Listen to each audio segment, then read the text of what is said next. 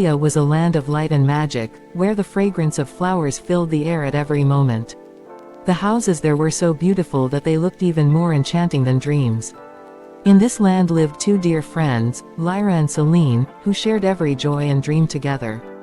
Both had golden hair that sparkled like the rays of the sun.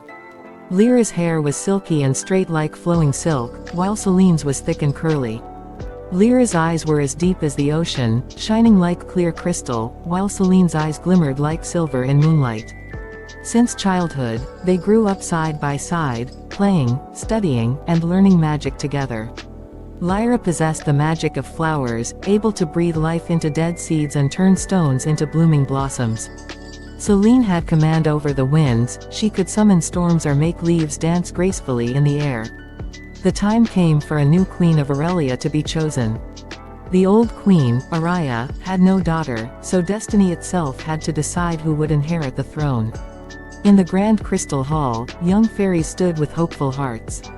Among them were Lyra and Celine, holding each other's hands tightly.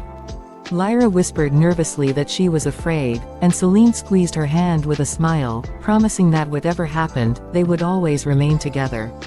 Suddenly, a golden light descended from the sky and wrapped Lyra in its glow. Her entire being sparkled, and the announcement was made: Lyra would be the new queen. The fairies erupted in applause, and Celine embraced her friend with congratulations, though a shadow flickered behind her smile. Preparations for the coronation began at once. The famous designer Leona crafted for Lyra a gown of white and gold adorned with pearls and diamonds, while Celine received a gown of moonlight silver and deep blue, as breathtaking as starlit rivers. Lyra asked Celine to become her closest advisor, and Celine accepted. But 3 days before the coronation, disaster struck. When the friends went to see the sacred crown, they found it blackened like stone, its radiant golden light gone. The fairies trembled in fear. Lyra wept, wondering how her coronation could happen now. An elder fairy revealed that this was the work of dark magic and only the waters of the Blue Valley could restore the crown's light. The journey to Blue Valley was perilous, but the next morning Lyra and Celine set out. They crossed enchanted forests, high mountains, and magical rivers. Talking trees whispered riddles, flying serpents hissed in the skies, and flowers sang in human voices.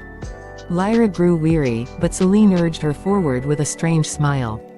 At last, they reached a towering peak where the Blue Valley shone below. Suddenly, Celine pushed Lyra, who stumbled in shock. "What are you doing?" she cried. Celine's laughter turned dark as she confessed, it was she who had cursed the crown. She wanted the throne for herself. Lyra's eyes filled with tears. She reminded Celine of their friendship, but Celine mocked her, pulling out a vial of burning acid. She raised it to destroy Lyra's wings forever. But fate turned, a strong gust of wind blew, and the acid spilled onto Celine's own wings. She screamed as the flames seared her feathers. Despite her betrayal, Lyra's heart softened. She ran to fetch the waters of the Blue Valley and poured them over Celine's wings, saving her. Celine collapsed in tears, ashamed of her jealousy, and begged forgiveness. Lyra forgave her, and together they carried the water back to the Crystal Palace. When they poured the Blue Valley water over the crown, it glowed brighter than ever, flooding Aurelia with golden light. On the day of the coronation, Lyra wore her golden gown that shimmered with diamonds, her steps scattering light with every movement. Celine wore her blue gown, glittering like rivers under the stars. As they entered the palace, the fairies clapped joyfully.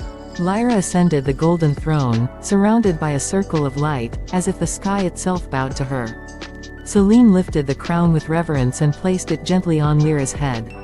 The hall filled with music and cheers as fairies showered petals from their wings. Lyra declared Celine her most trusted advisor and dearest friend. The hall erupted with joy, and Celine's eyes filled with tears, not of shame this time, but of true love and happiness.